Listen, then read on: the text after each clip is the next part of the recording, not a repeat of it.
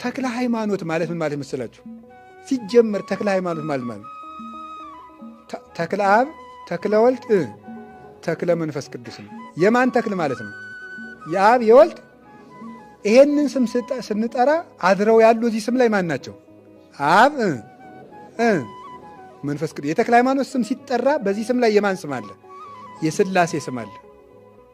ስለዚህ ምድሩን ይባርካል። ምድር ላይ ከተበረከ ምድር፣ ውሃው ላይ ከተነበበ ውሃው፣ ቤት ውስጥ ከተነበበ ቤቱን ይባርካል። የተክለ ሃይማኖት ስም የእግዚአብሔርን ስም የተሸከመ ስም ነው።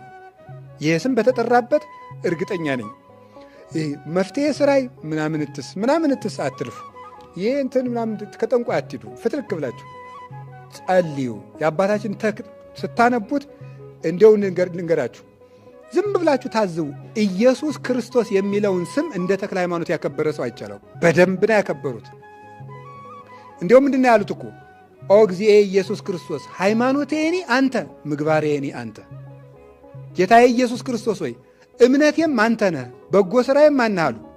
አንተ ነህ፣ እኔ አይደለሁም አሉ። እምነቴም አንተ ነህ፣ በጎ ሥራዬም አንተ ነህ።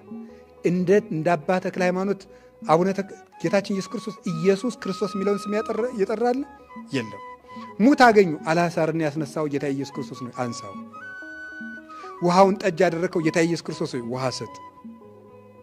በጌታዬ በኢየሱስ ክርስቶስ ስም አንተ ጋኔን ውጣ። የክርስቶስን ስም ተሸክመው የዞሩ አባት ናቸው እና የተክለ ሃይማኖትን ገርል ብታነቡ፣ እቤታችሁ ብታነቡ፣ እያንዳንዳችሁ ሁላችሁ ብታነቡት በረከት ታገኛላችሁ። ከዛሬ ጀምራችሁ ማለት ነው። ከዛሬ ጀምራችሁ አንብቡት።